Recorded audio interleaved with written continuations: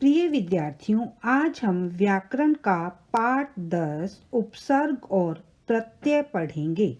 उपसर्ग कहते किसे हैं? उपसर्ग उस शब्दांश को कहते हैं जो दूसरे शब्दों के प्रारंभ में लगाए जाते हैं। उपसर्गों को लगाने से शब्दों के अर्थ में परिवर्तन होता है। अर्थात हम कह सकते हैं कि जो शब्दांश मूल शब्द के प्रारंभ में जुड़कर उनके अर्थ को परिवर्तित कर देते हैं, उन्हें उपसर्ग कहते हैं। विशेष तौर पर कहा जा सकता है कि उपसर्गों का केवल व्याकरणिक अर्थ होता है तथा भाषा में इनका स्वतंत्र रूप में प्रयोग नहीं होता है। ये केवल शब्दों से पूर्व ही जुड़ते हैं।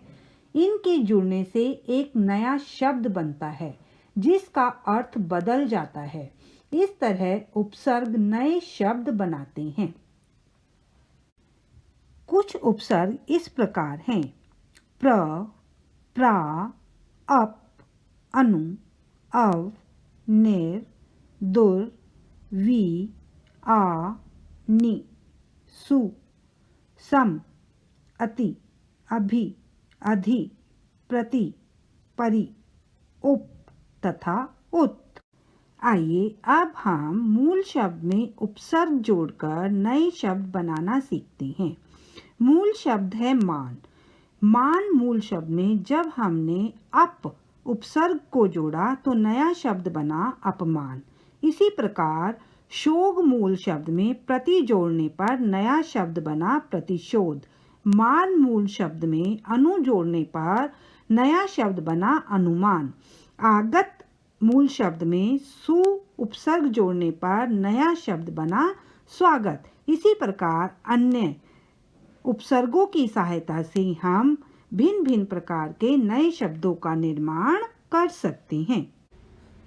आइए अब हम प्रत्यय के बारे में पढ़ेंगे। प्रत्यय कहते किसे हैं?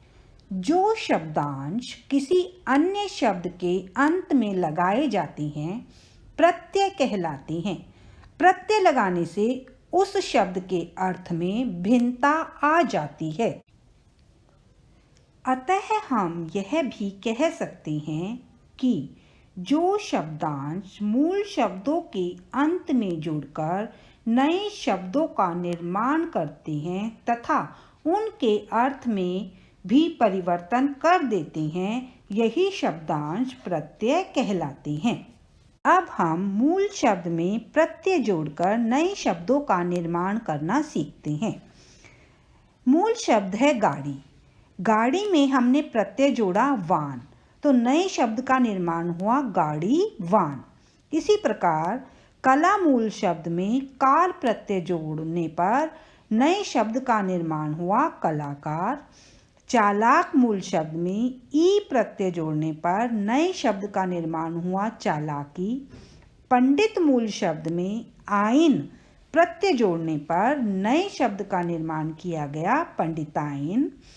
विद्या मूल शब्द में जब हमने आल्य प्रत्यय को जोड़ा तो नए शब्द का निर्माण हुआ विद्यालय। इसी प्रकार मूल शब्दों में अनेक प्रकार के प्रत्ययों को जोड़कर नए शब्दों को बनाया जा सकता है। तो धन्यवाद विद्यार्थियों, हमारा यह पाठ यहीं पर समाप्त होता है।